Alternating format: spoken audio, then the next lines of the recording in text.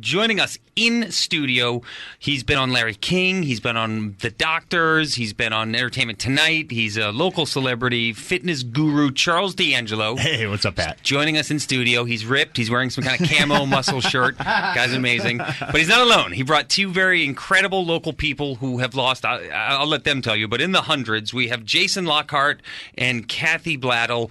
They are here, and they are two of your clients, obviously, yes, Charles.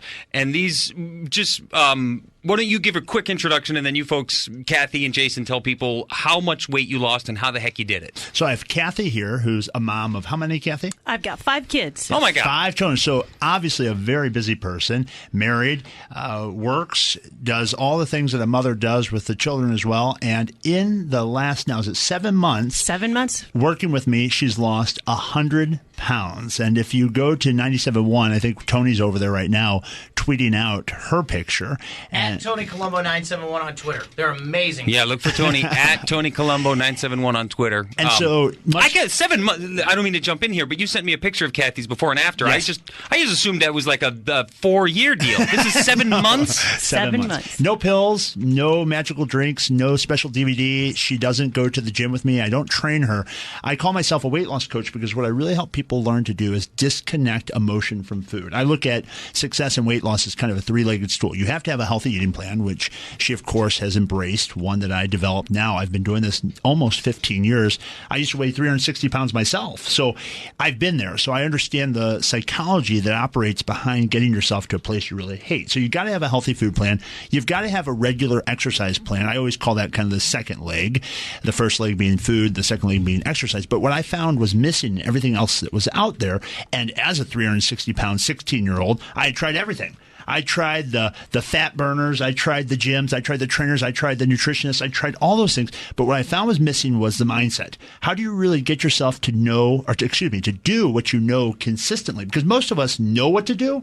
We just find it difficult to consistently do what we know. And Jason is a wonderful example. He's over next to Kathy. He's down 220 pounds. How long has it been, Jason? It's been about a year and a half. Oh, my word. But I lost 200 in a year. All right, so Jason, we're going to get to you. Kathy, if you don't mind, we'll start with you, and to the extent that you want to share, your own personal details. Sure. Would you mind saying, and by the way, your before picture, still a very attractive lady. Not that, Thank you. But what was your breaking point? Like, what made you think, all right, I'm going to try something? I think I've tried so many different things along the way, probably been severely overweight for 20 years.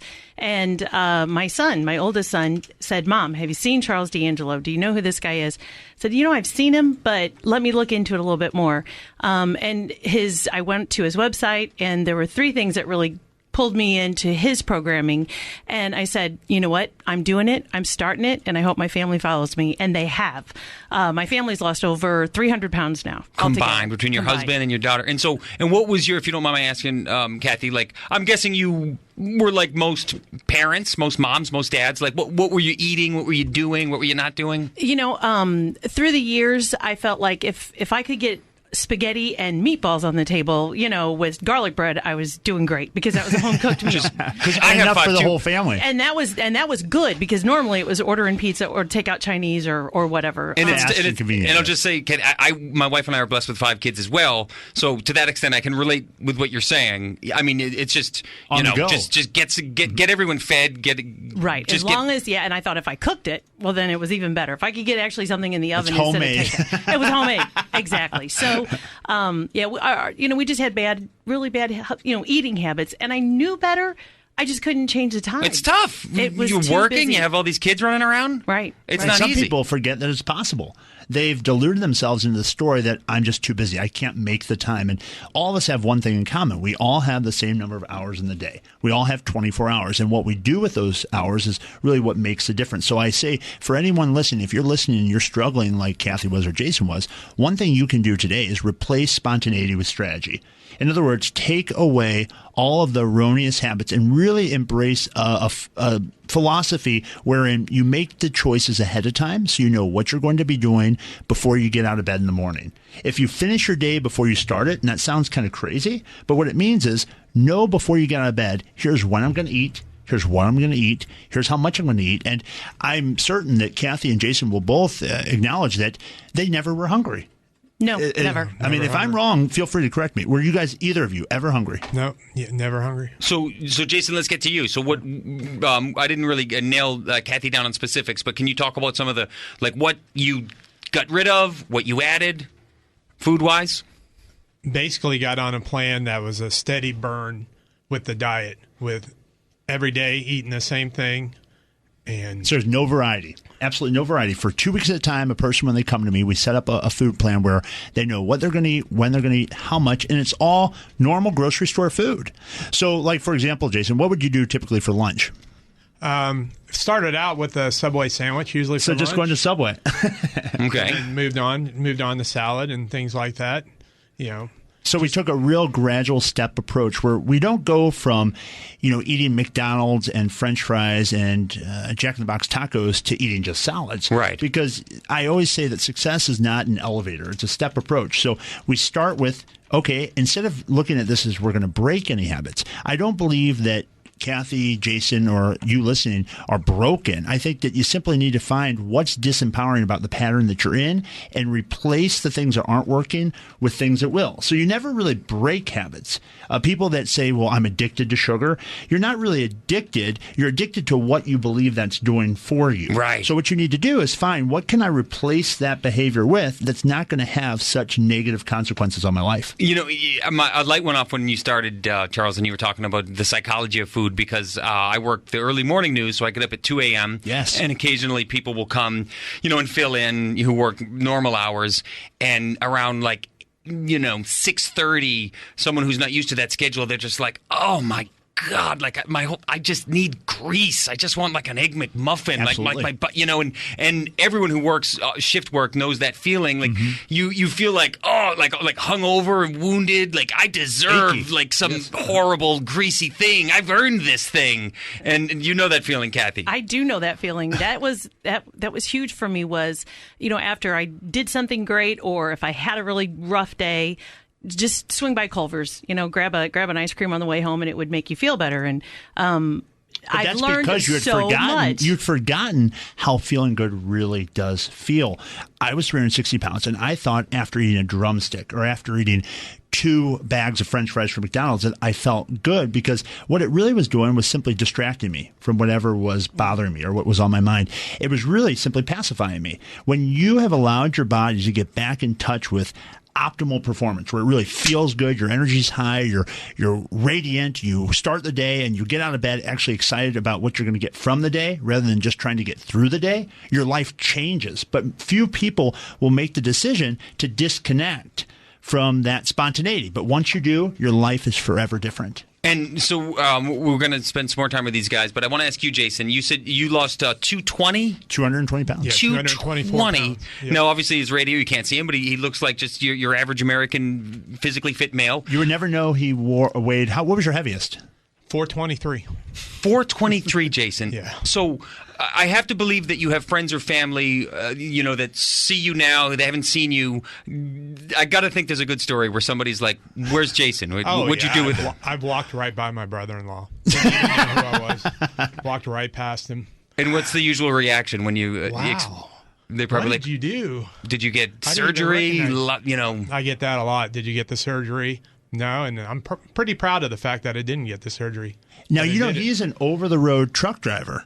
No, I'm in town. I'm a local truck driver. I true drive local, a I should gas say. tanker around town. All over the place. And his hours, talk about how your hours are. I work 6 to 6. Right. 6 p.m. to 6 6 a.m. a.m. all night long. And I got to think that's the same line of work, Jason, that, a lot of people's like, I deserve this. I'm behind the wheel all day. I'm on the road. Every day when I was done, that was hit Hardee's, hit McDonald's on the way home. Breakfast time. Yeah, breakfast time. And then Great. go sleep on that and just throw on another 10 pounds. All right, so we're going to do a couple more minutes here with Charles and also with Jason and Kathy. Charles can take some calls. We only have so many headphones. But if you're listening and you have a question for Charles. Definitely. I'm not shilling here for Charles. I think it's a beautiful message at this time of year. People are loading up on glazed ham and pork chops. The most important thing is all you those need to Funyuns. divorce the story you have about why it's not possible. I mean, if you're in therapy and you're just talking about your issues, you're not making a change or taking action, now's the time to really step up. You don't need to just use the new year as a time to make the resolution. You can do it today. All right, 969-9797. We're going to take some calls after the short break. 969-9797. Questions for Charles DeAngelo, fitness guru. This is the Dave Glover Show, and we will be right back.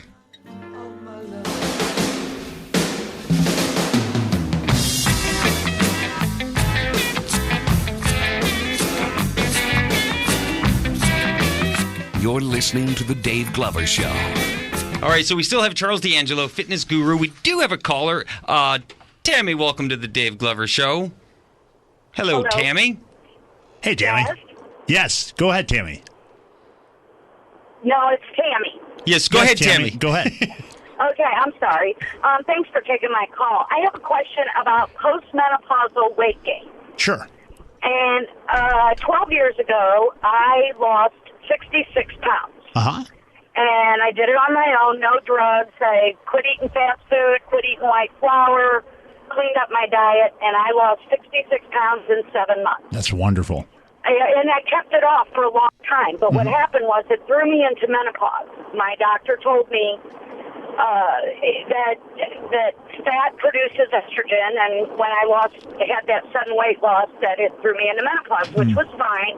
I was in my 40s. Well, now I'm 52, and what I've noticed over the last 5 years is a very slow creep of weight gain back. Yes. Uh-huh. 1 or 2 pounds at a time. So I went to my doctor. I explained it. It's very frustrating, and because I had done so well, and they kind of shrugged at me and went, "Yeah, you're over 50."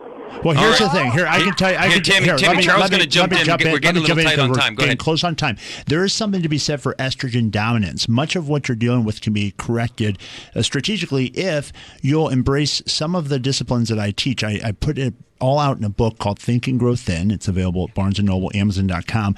I'm not pushing the book. I'm just trying to give you some information that would really help because it'll outline exactly what to do. But if you'll be consistent, I have women that are both premenopausal, perimenopausal, and postmenopausal, all who reach their goals on the program. I would definitely, first and foremost, get on a consistent clean eating pattern, couple that with regular cardiovascular and resistance training activity, and just make certain that you're consistent. And with that, you'll be unstoppable. But if you need more information, go to my website, charlesdeangelo.com. There's a lot on there, and you can send me something there, but I got to be sensitive to time, okay? All right. charlesdeangelo.com, and Kathy Bladdle, Jason Lockhart, both lost 100, 220 pounds working with Charles. Very inspiring stuff, Charles. I really appreciate it.